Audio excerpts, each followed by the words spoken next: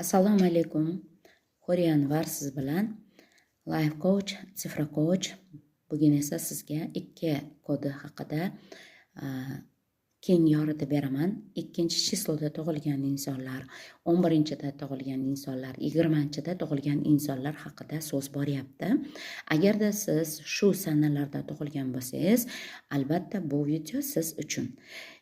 Oldindan aytib qo'yaman, sizga to'liq ma'lumot kerak bo'lsa, podpiska tugmasini bosing va albatta like tugmasini ham bossangiz, bu sizda energiya obmen uchun juda ham katta foyda keltirgan bo'lasiz, o'zingizga ham, menga ham.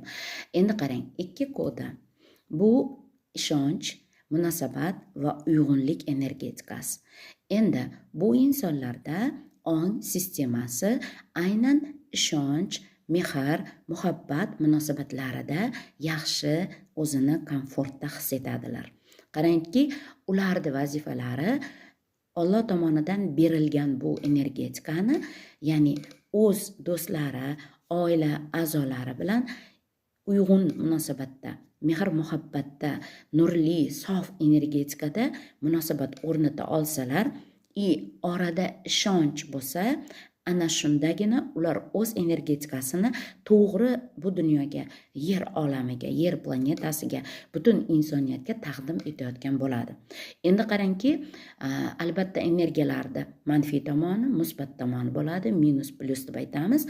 Endi qarangki, minus tomonda bu insonlar o'ziga ham ishonch bo'lmaydi, balans buzilgan bo'ladi, oldi-berdi balansi yoki mehr muhabbat munosabatlari, uyg'un munosabatlar o'rniga shubha, gumonda bo'lishadi. Hattoki o'zlariga ham ishonch qolmagan holatlarni keltirib chiqaradi. Bilingki, agar siz bironta insonga nisbatan, yaqinlaringizga ayniqsa nisbatan ishonchsizlik, shubha holati bormi, siz aynan bu energetikani musbatini, manfiysini musbatga aylantira olmayapsiz.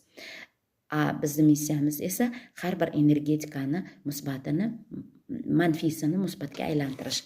Endi qarangki, siz o'zingizda bu energetikani aktivlashtirishingiz uchun har kuni tongda turib, men ishonchli munosabatlarni o'rnata olaman va bu dunyoga mehr muhabbatni tarataman deya oling o'zingizga va bu sizda ong ostingizga yozilsa, siz o'zingizda energetikangizda musbat, ijobiy tomonlama, pozitiv tomonlama ishlata olasiz. Yanada ko'proq ma'lumotlarni bilishingiz uchun menga podpiska tugmasini bosing va albatta like ni ham bosing. Yana bir karra sizga eslatib o'taman va ko'pgina qiziq ma'lumotlarni o'zingiz haqingizda